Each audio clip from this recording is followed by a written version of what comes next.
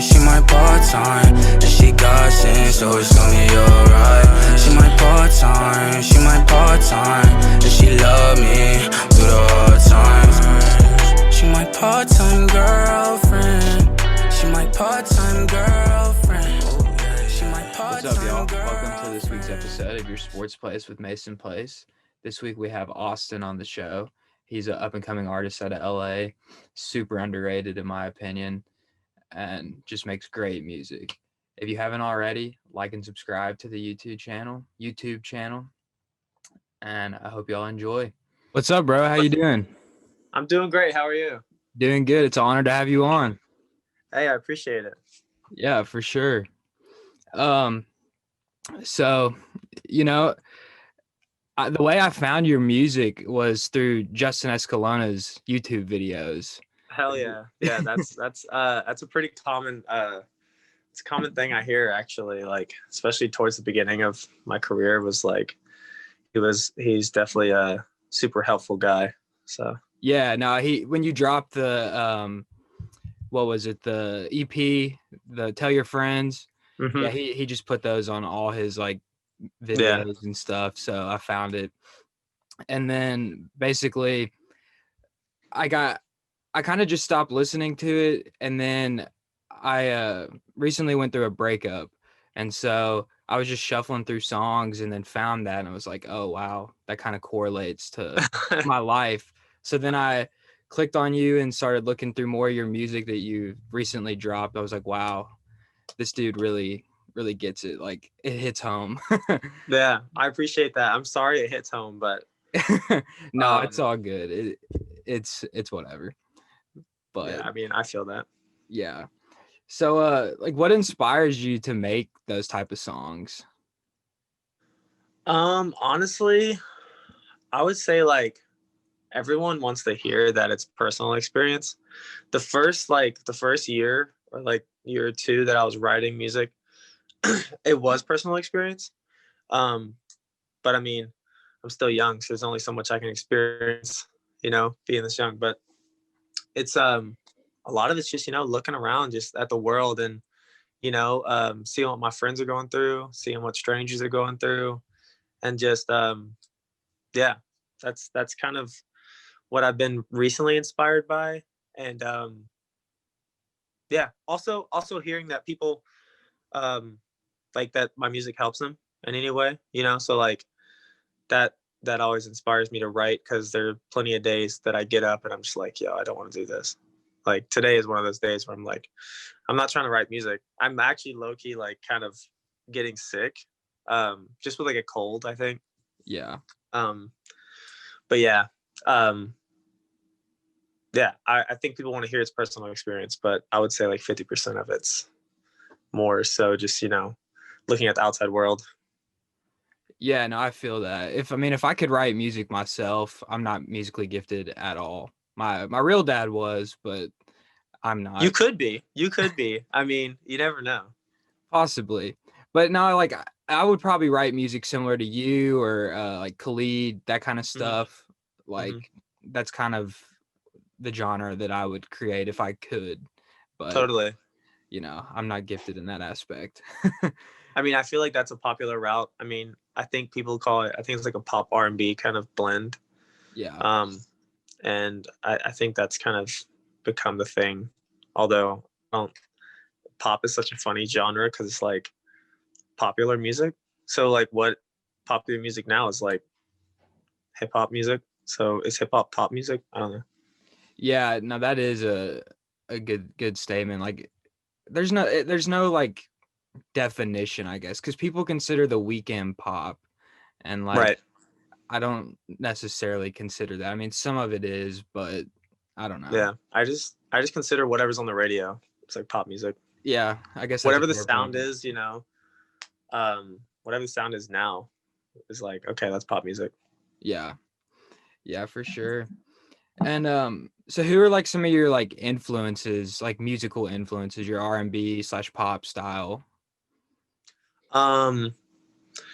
So yeah, I actually have been like collecting a bunch of vinyls, like from my bigger influences, and I've always struggled to answer this question, but now I can just look at my vinyls and tell you. But so yeah, I would say Brent Faiyaz has always been a big inspiration to me. I love how he like brings back that like 2000s like 90s kind of R&B vibe. And then Bozzy, I love Bozzy's music. His Cosmic album was an album that, you know, I had like 16 tracks, but I could listen to every single track back to back to back. And then Daniel Caesar's been that guy. Yeah, he's good. Who else? Paramore. I grew up listening to like rock music, and then it translated into like, you know, pop punk music, and then went to that alternative rock. And yeah, I love Paramore's like Riot album. I love their whole discography, but I don't know. Also, I love Red Garland. He's a jazz pianist, and you know, just combining all those little things is what, I don't know, makes my music my music. Yeah, man. Now your music's fire. Like I was like, not many of my friends had heard of you before because I'm really like the only one that watched Justin's videos. And so Right. when I told him I was interviewing you, I was like, here, listen to this dude. And all of them came back and were like, yo, he's really good. And Hell yeah. they love that new LA song that you dropped. Yeah. So I appreciate that. Yeah. Trying to get your little fan base going in Kentucky. Yeah, I appreciate that. We actually got a video filmed before the holidays, and it's kind of being edited right now, but we're looking to put it out the end of this month, so I'm excited for that. Yeah, that'd be cool. I'll for sure have to watch that. Yeah, for sure. So who do you try to reach with your music? Like what kind of people are you trying to get at? I would say like my target audience right now is like, you know, according to Spotify, is like people 18 to 24 years old, and usually like late high school to college. But I don't really have like an intended audience I'm trying to reach, really. It's funny because, like, you know, if you go on Facebook, I'll see like a bunch of older people that are sharing my music, and I'm just like, oh, it's really cool to see people much older than me, like, you know, enjoying what I create and stuff like that. But most of the people that I see like sharing my stuff or whatever, they're around my age, and they're like 18 to 24. Yeah, I mean, I'm 22. All my friends, you know, we're like 22, 21, Mhm. 23. So that makes sense. But even my dad, he was like, yeah, he's good. He has a really good voice and stuff. Yeah. And my dad's Hell yeah. 50 something. So Right. I mean, and that's the thing. Like, I don't know. I guess really with like, I don't know, social media and stuff, it's super easy to target that 18 to 24-year-old audience. oh yeah, absolutely. Yeah, it is super cool seeing like, you know, people that grew up in a totally different like time being able to appreciate something like that. Yeah, for sure. Facebook is the way to go for the older crowd, I guess you would say. It is for sure. That's not trying to hate, but you know what I'm saying. Like I used to not like Facebook. I got a Facebook when I was like in 9th grade. I was a little late. I was a little late to the Facebook trend, but yeah, Facebook's like the way to go. And then it quickly became Instagram and Twitter and stuff like that. And like now Facebook is just like, you know, it's where older people go to keep up with their friends and stuff. But I still like going to Facebook because you just see a bunch of different stuff than you're used to seeing. Yeah, man, I stopped using Facebook like all through high school. I used it like in middle school and maybe like freshman year of high school. Totally. And then college, didn't use it at all. I'm in my last semester of college. And like now that I've started this brand, I'm on Facebook all the time. And like I get probably my most interactions through my brand on Facebook.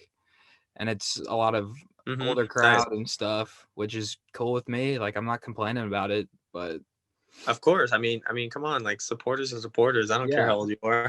Yeah, absolutely. And I'll take as many as I can get. And I know you're probably the same way. So totally. Absolutely. Yeah. But like, so when life gets tough, you know, you're having a down day or just a down stretch through life, like what keeps you going? Like what motivates you to keep going at it?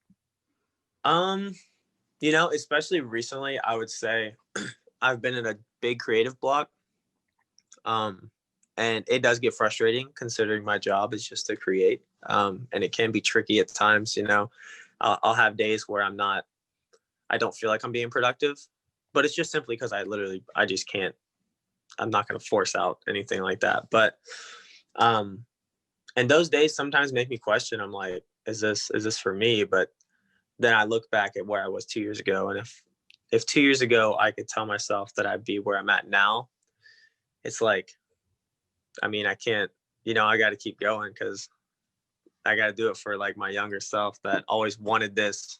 Because sometimes I'm like, yo, is this what I want? I live out in LA, and it's like, it's not what everyone thinks it is, and yeah, it's tricky. But also, I mean, seeing people share my music, it's something as simple as that, and seeing how it can affect just one person is enough for me to just want to keep going on. So Yeah, no, I feel you for sure. Like I've always loved sports. I've always people always thought I would be like, some media person. That's what right. would be like my goal and that kind of stuff. And then I've had these crazy life events that happen. I shared a little bit of them with you.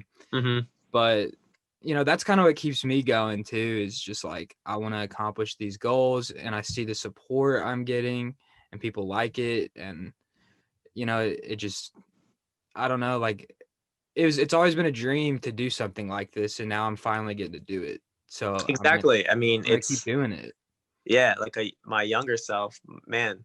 I kind of envy my younger self, like 2 or 3 years ago when I was first starting, because man, I was so hungry for literally any kind of support or anything, and like I was doing all kinds of stuff, man. I was literally just going nonstop, and I still get that energy every now and then, but it's like I'm starting to feel a little bit of complacency, and it is kind of scary, but I mean, it's bound to happen. I do get my spurts of like, you know, that similar energy every now and then, but I mean, I guess that's the journey though.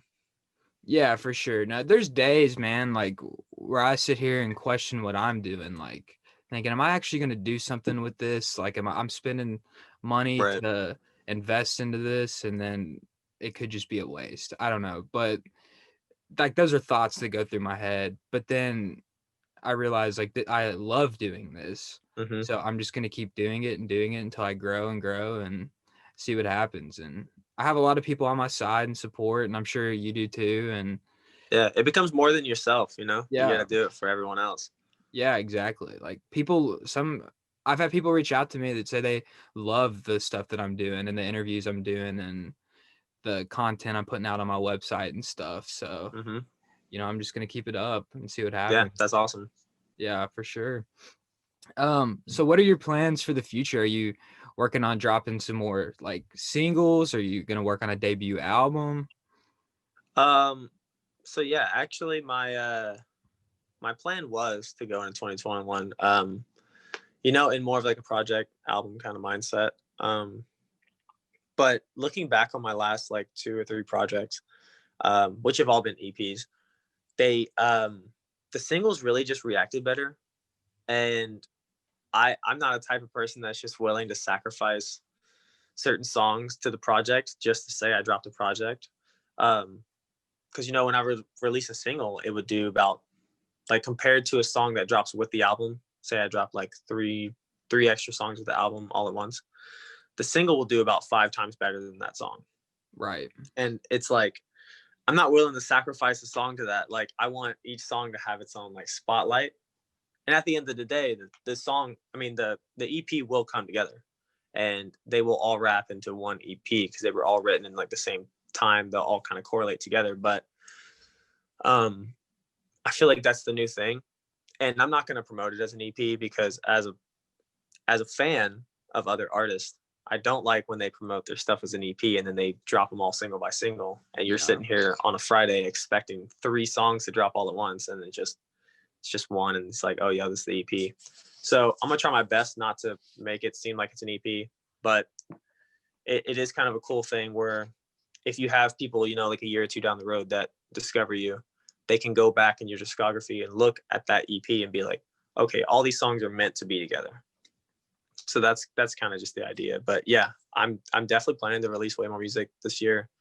Last year was much more of a reset, kind of get our minds right, get things right. And now this is our year to unload. We got a music video coming out this month, and then we have another song coming out next month. And my plan is to drop around 7 or 8 singles this year. So that's cool, man. Yeah, last year was just a weird year for everybody. it was. So, yeah. I mean, that's just how it went. But hopefully, this year can be different for the both of us. Maybe I'll have a great year. Hopefully you'll have a great year. And yeah, I mean, hopefully it's I mean, the music business in 2020, I mean, it did change because of touring, but I think more music was released last year than ever, which was strange. But yeah, hopefully this year we can get back to some kind of normalcy and see some progress from last year. Yeah, and I've noticed a trend in music just throughout, the past few years. Like when an artist is kind of smaller and then they drop that one single that just blows up, it hits the radio, blah, blah, blah. Then they start getting that clout. And then when they drop the album, that's when, and then the album's just as good as that single was, then that's when their fan base starts growing. They start getting bigger and bigger. So yeah, I definitely understand what you're saying. Instead of just dropping all these songs at once instead of. Mm-hmm. I just feel like I don't have a big enough fan base yet to really drop an album. I'm not really sure I'm in like the right time in my career to drop an album or to even think about, having 10 songs like that kind of flow together. But it'll happen when it does. I've been looking for more collaborators and producers and engineers to work with, especially living in LA. Because I feel like if I'm not taking advantage of that, then I'm just wasting my money here because it is expensive. But I mean, that's kind of the thing. I want to find like a tight circle of people to work with on this album. And I haven't found that yet. So yeah, kind of just taking my time.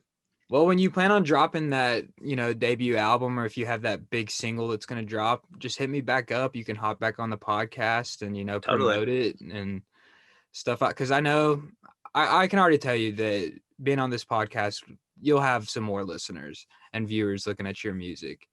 And yeah, I really appreciate that. I mean, and it's really cool because I don't know, recently I've been hit up for more things like this. And I feel like that did come from the whole 2020 COVID thing. And I love seeing people that, are kind of going out of their comfort zone. I feel like if 2020 wasn't what it was, people wouldn't be doing like, podcast is something that I feel like is super attainable for a lot of people. It's something I would love to do in the future too, because I just love talking for hours and hours. Yeah, I feel you. Yeah, I can talk for however long you want me to. So right. I totally get that.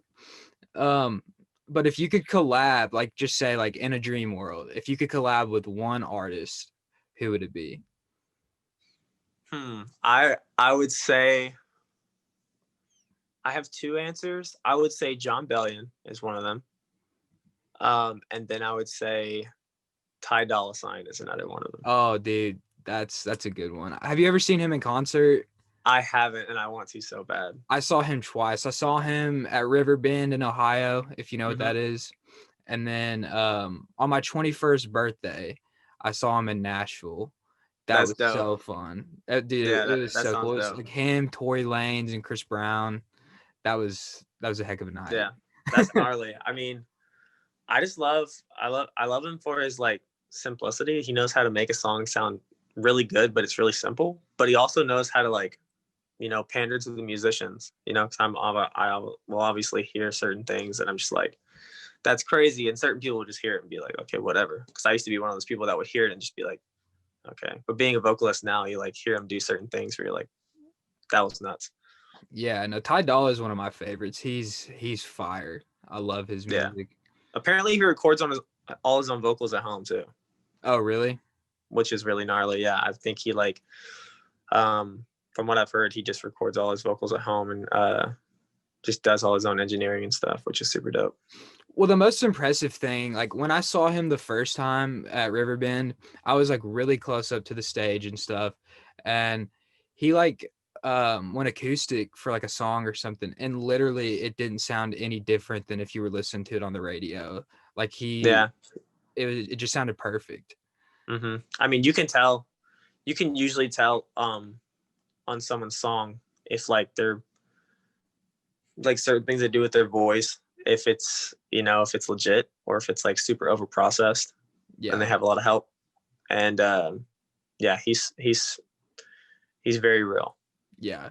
Your music sounds really natural too. It sounds like you don't use too much like auto tune or anything. It's just you. Yeah. I mean, yeah. It's definitely it's been a work in progress. I mean, when I first started, and this is what I tell everybody, I mean, you can learn pitch. Vocal pitch is something you can always learn. A lot of times it's the tone that's really hard to come across, and that you're more born with a certain tone. But with vocal pitch, I mean, if you practice enough, like when I first started, I was terrible. I was so bad.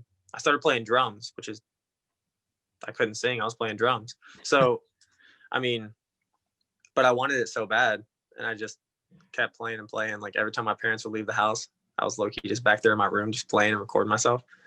And just kind of learned it over the years. And I've actually made a lot of progress in the past year. I can tell, like, since I was on tour last year with Christian, I could just tell that, I've made way more progress, and I'm ready to get back out there and show what I've learned and stuff. And Yeah, I'm excited to hear that.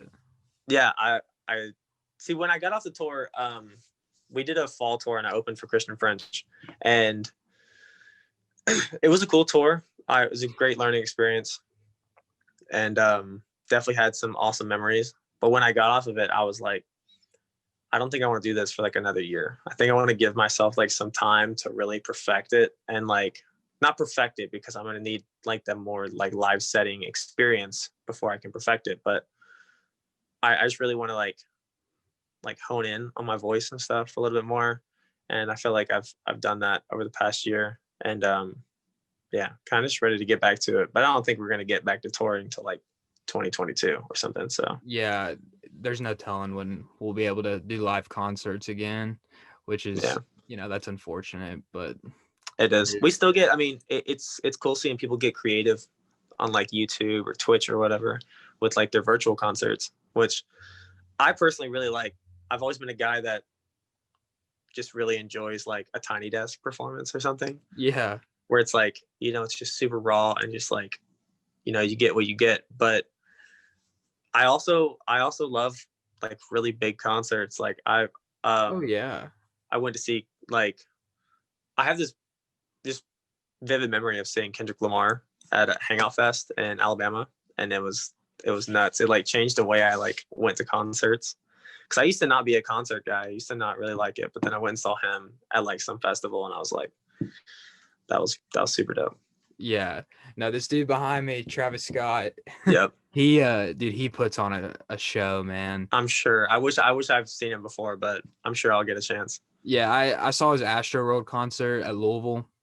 Yep. And dude, that thing was nuts. I'm sure the production was crazy. Oh, dude, there's roller coasters and just like all these crazy lights and stuff. Dude, it was madness. I've never seen anything like it. Just some huge it's crazy. pit. Yeah, it's crazy how like the scale of those things is like so like it's just so huge. Like you can get something like a Tiny Desk where they literally just go on there and just like, it just sounds like they're just singing in a room. But then you get Travis Scott and you got roller coasters and stuff like on stage, and it's just like 100,000 people, and it's crazy. Yeah, dude, that concert was nuts. I want to go, but when tours come back, I want to see you in concert. That'd be fun. Yeah, I'm actually got a very positive mindset about the upcoming stuff. And when I did the tour with Christian, I was the only person on stage. I didn't have like a guitarist or anything like that, which was cool because I learned I was like super independent up there. But also next time I go out, I'm definitely gonna bring somebody with me, a person or two. I don't know who it's gonna be, or like whether it's gonna be a guitar player, keys player, drummer, or whatever. But having somebody at the end of the concert to look at and be like, yo, we killed that is like super important. Cause I grew up playing drums and bands and stuff like that. So I've never been the front man, and I've definitely never been on stage alone. So that was super new. Taught me a lot, but yeah, I'm definitely going to take somebody with me next time. Are you wanting to like do like your own tour, like the Austin tour, or like just For sure? Like yeah, it's difficult. It's just difficult to translate those fans that will stream your music to fans that will come out to concerts and see you. And I feel like it's something that not a lot of people understand, how difficult it is to do that. It's even difficult to have people stream your music and translate over to social media. Yeah. I have a certain amount of listeners on Spotify, and then I have like a very small percentage of those people follow me on Instagram, which is like, it's tough to get those people to translate. But I mean, in the future, that's definitely the goal, is to, have everything exactly the way I want it and have like this full production show and really be able to put it on for the people. But, as of right now, it's just kind of building blocks. Yeah. And I guess, since COVID is a thing and we can't have concerts and stuff, that gives you time to work on your music and totally get it growing. And then maybe by the time concerts open back up, you could go on your own tour. Yeah. I mean, that'd be awesome. Yeah, for sure. That'd be really cool. But I noticed on your Instagram stories here recently, you're a big Bama fan. So they won the title last night. So you happy about that one? I am extremely happy about that one because we owed it to Ohio State. Ohio State had it coming, honestly. And I mean, yeah, it's I feel very privileged to be a Bama fan. I grew up and my dad was a Bama fan, so I grew up into it. And yeah, I mean, football is definitely like, literally, I literally told my management, I was like, I can't do sessions. I literally can't do anything on the weekends because I'm just literally, I sit at 10 a.m. I'm sitting on the couch and I'm not getting off the couch till like 10 p.m. So that's kind of the thing. I'm a huge NFL guy too now. Big Saints fan. So we got one coming up this weekend. Oh yeah, that's a big playoff game. Yeah, against the rivals, Tom Brady. Yeah, hopefully we can give it to him like we did a couple weeks ago. Yeah, no, y'all. I think the Saints haven't lost to him this year, have they? Nah, we sweeped them. Yeah, but I think we're gonna, I think they're gonna come out with a little bit more firepower than they did last time. Yeah. But they've been looking pretty nice. So they have, and hopefully it turns out like last game, but I don't think it will.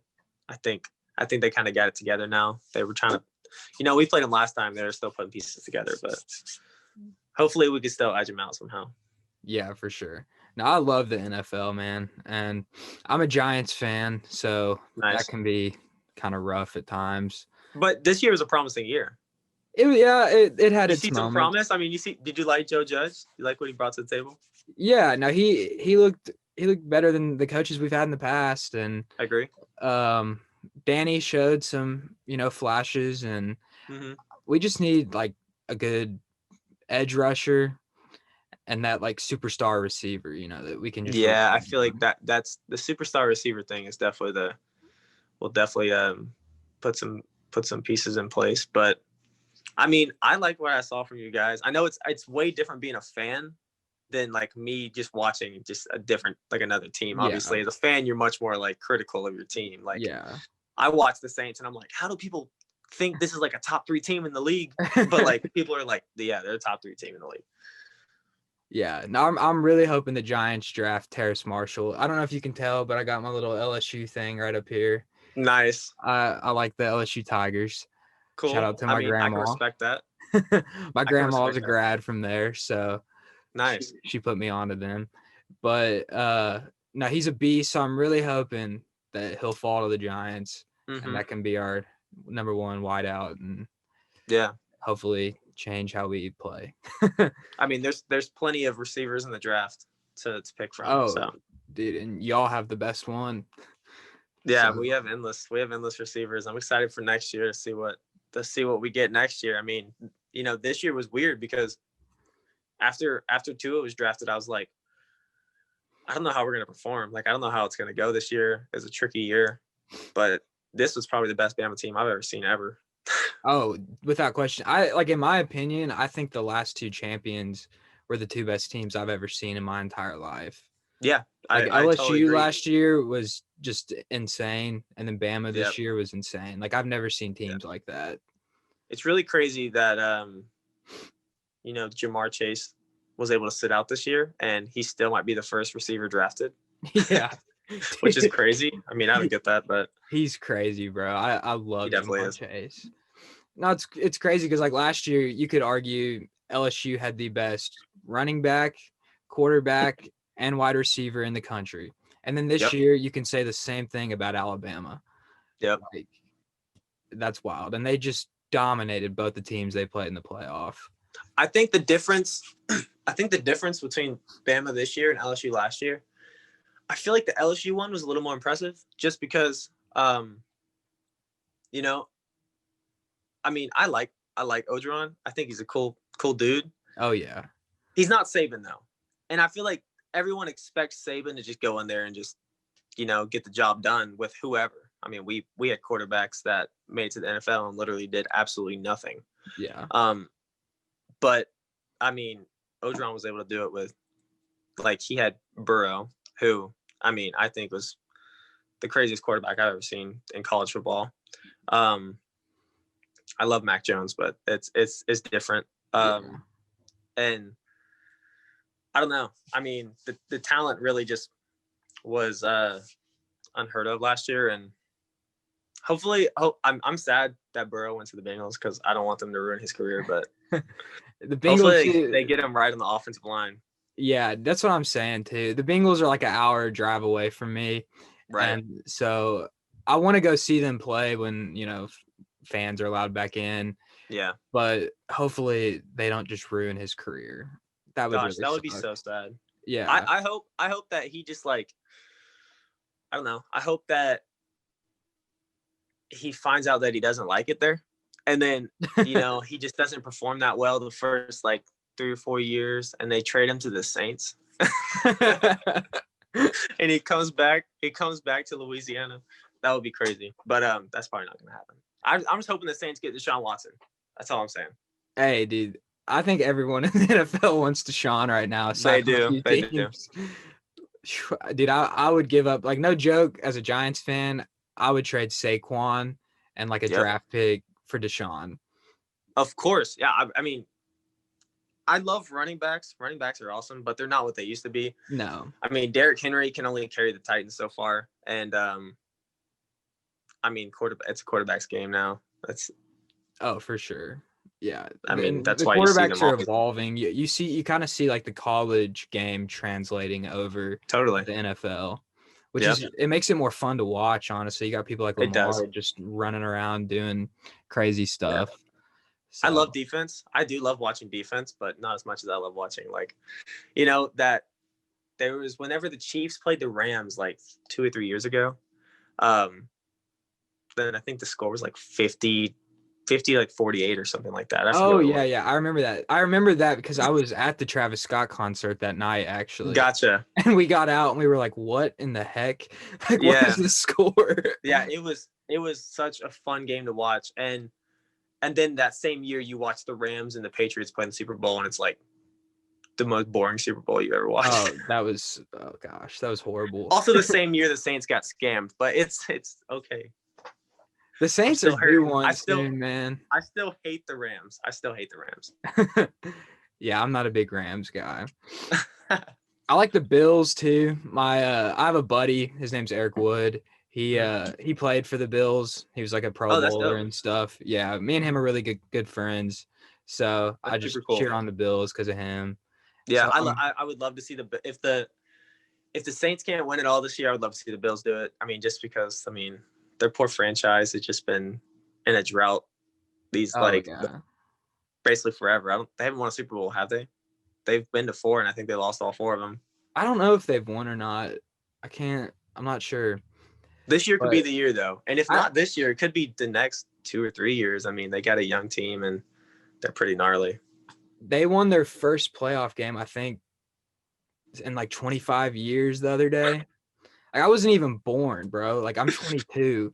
That's crazy. I'm also 22, so Yeah, I so mean, we weren't even born the last time the Bills won a playoff game.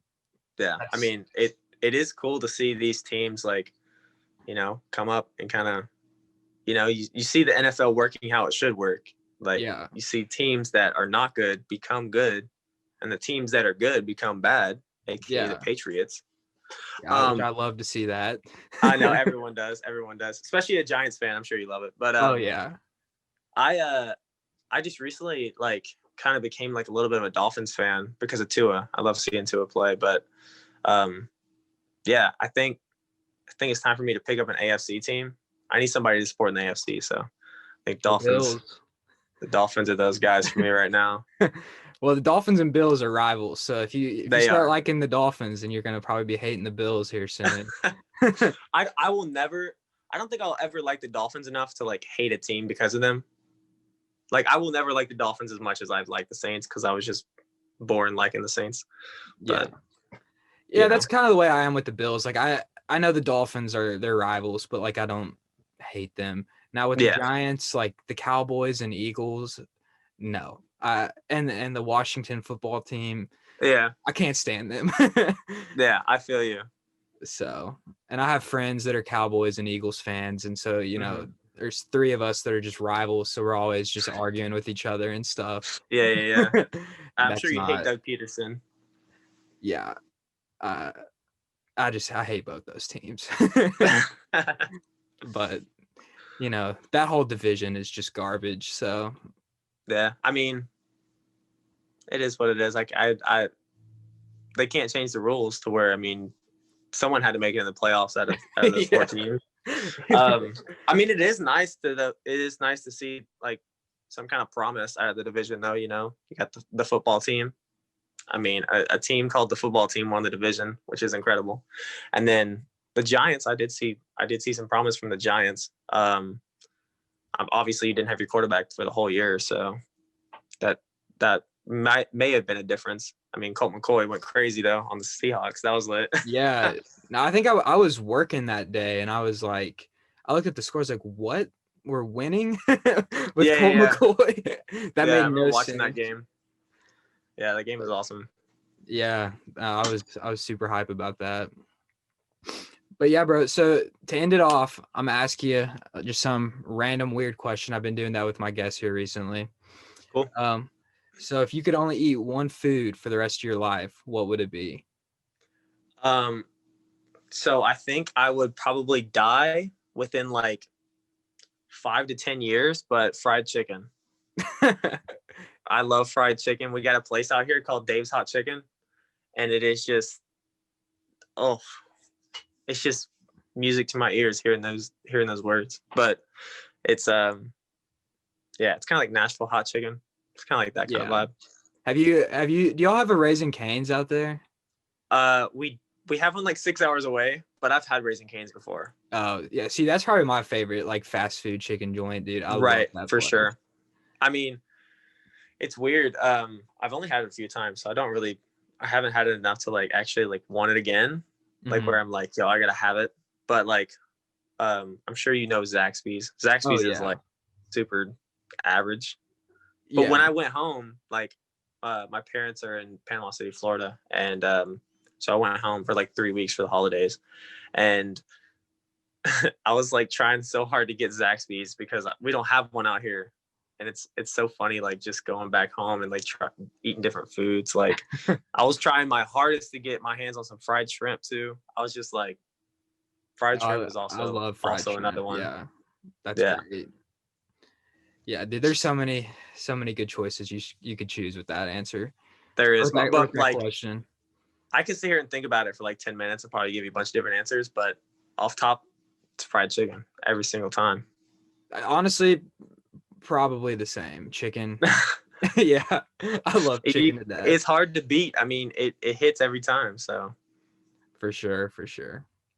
Well, Austin, I appreciate you coming on, and I hope you the best, and I hope you start growing a fan base here in Kentucky. I'm gonna keep putting you on. Yeah, I appreciate that. I appreciate the opportunity too.